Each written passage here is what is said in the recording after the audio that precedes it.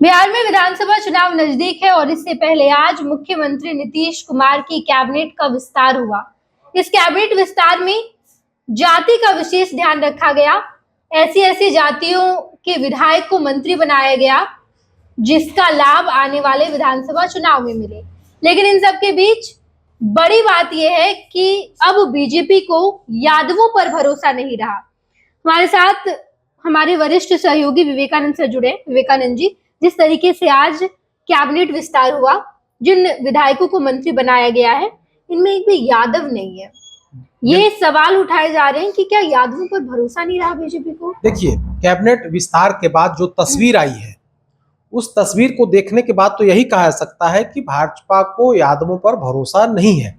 ऐसा इसलिए क्योंकि आप देखेंगे तो 2020 से हम शुरू करते हैं। 2020 में जब एनडीए की सरकार बनी थी, तब रामसूरत राय मंत्री बने थे भाजपा कोटे से, और उन्हें बड़ा महत्वपूर्ण विभाग राजस्व एवं भूमि सुधार विभाग दिया गया था।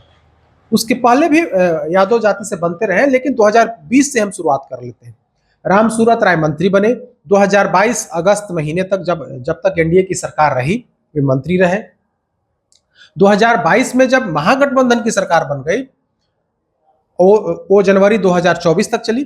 जब 2024 में नई सरकार बनी एनडीए की, वहां से खेल शुरू हुआ, यानी कि वहां से यादवों को आउट करने की जो पूरी रणनीति है, उस रणनीति पर काम शुरू हुआ। 2024 में जब एनडीए की सरकार बनी, भाजपा जेडीयू कोटे से जो विधायक या विधान पार्षद थे मंत्री बने, उसमें भाजपा ने अपने कोटे से जो है किसी यादव जाति के विधायक या विधान पार्षद को मंत्री नहीं बनाया। यानी कि भाजपा ने 2024 में यादवों को साफ कर दिया, कैबिनेट में उनको जगह नहीं दी। अब 2024 से 2025 आ गया, एक साल से ज्यादा का समय बीत गया एनडीए सरकार के। तो आज जब कैबिनेट का विस्तार हुआ, तो विस्तार को लेकर के तरह तरह की चर्चा थी। यादव जाति से आने वाले 2-3 विधायक और विधान पार्षदों के नाम तैर रहे थे, इनमें से किसी एक को मंत्री बनाया जाएगा, क्योंकि जब हर जाति का प्रतिनिधित्व दे रहे हैं तो यादव जाति का भी प्रतिनिधित्व होगा। एक व्यक्ति को, एक विधायक को मंत्री बनाया जाएगा। लेकिन जब लिस्ट सामने आई, तो उसमें किसी भी यादव जाति के विधायक या विधान पार्षद को मंत्री नहीं बनाया गया। इसके बाद यह चर्चा शुरू हो गई है कि भारतीय जनता पार्टी को यादव जाति के वोटर्स पर विश्वास नहीं है, भरोसा नहीं है। भाजपा को ऐसा लगता है कि अगर हम मंत्री बना भी देंगे तो बिहार विधानसभा चुनाव में उनको कोई फायदा नहीं मिलेगा, बल्कि जो यादव जाति के वोटर्स हैं, वो आज भी पूरी तरीके से तेजस्वी यादव आरजेडी से पूरे तौर पर मतलब इकट्ठा है, उनके प्रति वोट देने को लेकर के कुछ भी कर लेंगे, वोट तो आरजेडी को ही देंगे, ऐसा भारतीय जनता पार्टी का नेतृत्व जो है वो मानता है। विवेकानंद जी, लेकिन समझने वाली बात यह है कि लगातार बीजेपी पर यह आरोप लगता रहा है कि यादव और मुसलमान को तवज्जो नहीं देती है बीजेपी। हम अगर पार्टी में अगर ऐसा देखें कि सीटों का बंटवारे की बात करें, जब भी चुनाव आते हैं, लोकसभा चुनाव की बात करें या फिर विधानसभा चुनाव की बात, इस तरीके से लोगों को टिकट दिया जाता है जिसमें यादवों को ध्यान में नहीं रखा जाता, मुसलमान को ध्यान में नहीं रखा जाता। इससे पहले जब कैबिनेट विस्तार हुई, उस वक्त भी लोग ये सोच रहे थे कि शायद यादव और मुसलमान को तवज्जो दिया जाए, उस वक्त नहीं दिया गया। उसके बाद लगा कि ठीक है, अभी सीट बाकी है, अभी नीतीश कुमार की कैबिनेट पूरी तरीके से भरी नहीं है, पद अभी खाली है और भी लोगों को दिया जा सकता है। इस बार भी यादव और मुसलमान को जगह नहीं मिला है। और अहम बात यह है कि जो आरोप लग रहा था कि बीजेपी नहीं सोचती है यादव और मुसलमान के बाद, यहाँ पर तो बीजेपी ने ये सिद्ध कर दिया कि हम नहीं सोचते, आगे भी नहीं सोचेंगे। देखिए, बीजेपी का अपना तर्क है और कहीं ना कहीं उस तर्क पर वो कायम भी है। बीजेपी का मानना है कि भले ही हम मंत्री नहीं बनाए हैं यादव जाति से, लेकिन हमने विधानसभा के अध्यक्ष बनाए हैं। नंद किशोर यादव के रूप में हमने यादव जाति के एक विधायक को महत्वपूर्ण कुर्सी दी है, बिहार विधानसभा का अध्यक्ष बनाया है। तो भारतीय जनता पार्टी का अपना तर्क है, और उस तर्क पर कहीं ना कहीं उस बात पर बीजेपी खरी भी उतर रही है कि हमने प्रतिनिधित्व दिया, हमने यादव जाति से आने वाले एक शख्स को सबसे बड़ी कुर्सी विधानसभा का अध्यक्ष बना करके हमने सम्मानित करने का काम किया है। लेकिन हम लोग बात कर रहे हैं कैबिनेट की। कैबिनेट में यादव जाति के किसी भी व्यक्ति को, किसी भी विधायक को उम्मीदवार नहीं बनाया गया। दरअसल बीजेपी यह मानती है कि लोकसभा चुनाव का चुनाव अलग होता है, बिहार विधानसभा चुनाव में जिस तरह से तेजस्वी यादव को लेकर के यादव जाति पूरी तरीके से इकट्ठा है, जिस तरह से यादव वोटर्स पूरे तौर पर आक्रामक है तेजस्वी यादव को लेकर के, तो बीजेपी को ऐसा लगता है कि मंत्री बनाने से भी कोई फायदा नहीं है।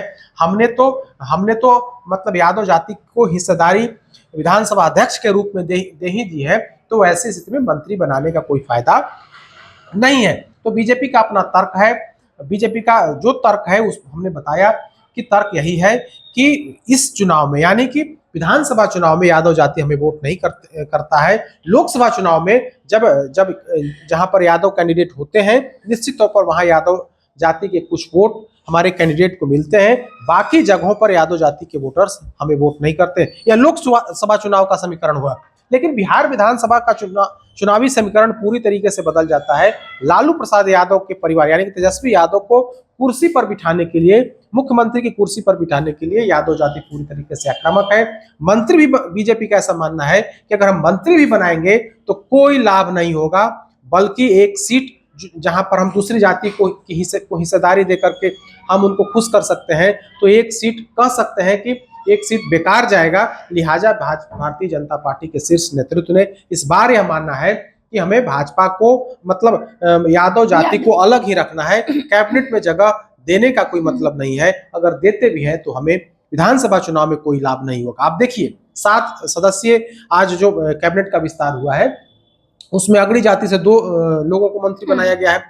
अति पिछड़ी जाति, आप देखिए अति पिछड़ी में तेली महत्वपूर्ण जाति है जिसकी बड़ी आबादी है। हर विधानसभा क्षेत्रों में तेली की बड़ी आबादी है और तेली अति पिछड़ी जाति से, तो तेली जाति से आने वाले एक शख्स को उनको मोतीलाल प्रसाद को वहां पर मंत्री बनाया गया है।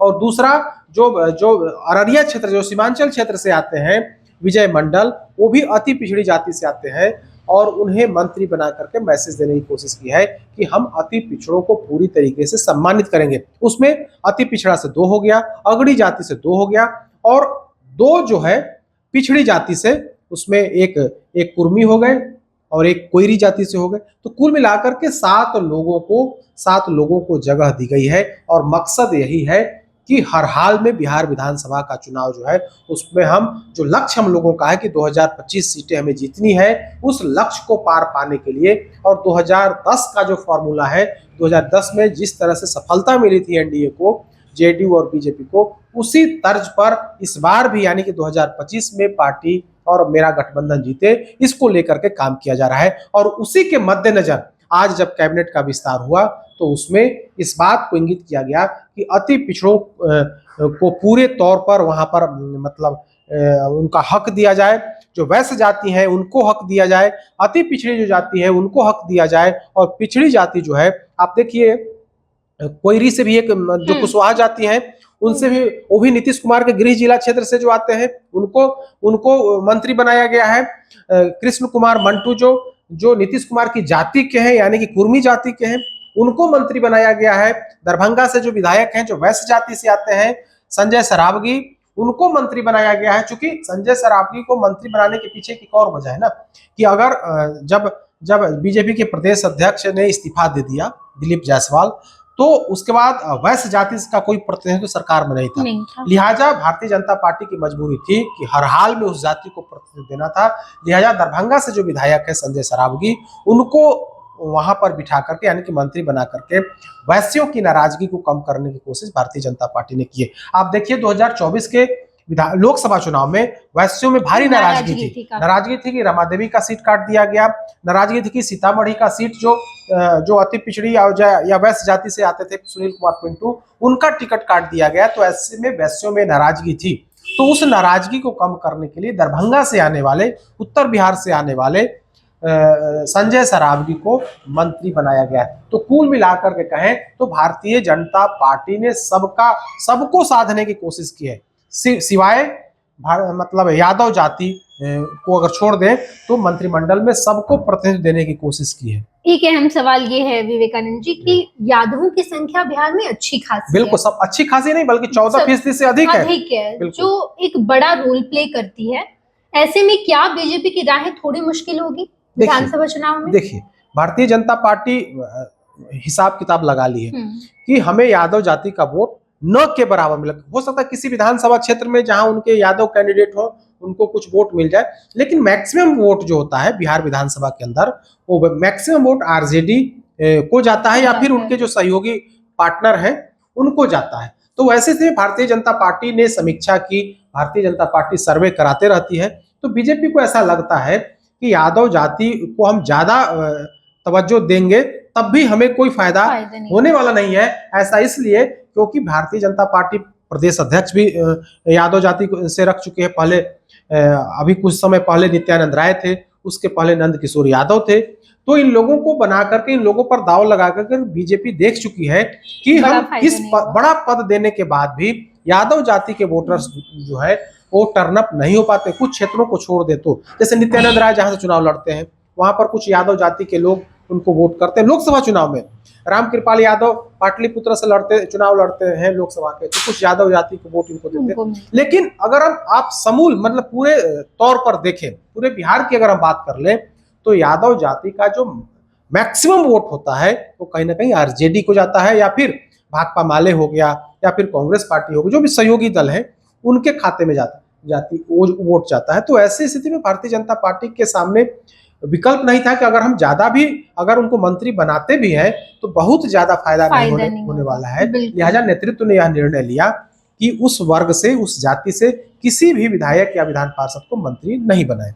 बिल्कुल, बहुत बहुत धन्यवाद विवेकानंद जी, हमारे वरिष्ठ सहयोगी जुड़े और इन्होंने बताया कि किस तरीके से बीजेपी ने यादवों को तवज्जो नहीं दिया और इस बार जब विधायकों को मंत्री बनाया गया है तो बाकी तमाम जातियों का किस तरीके से विशेष ध्यान रखा गया।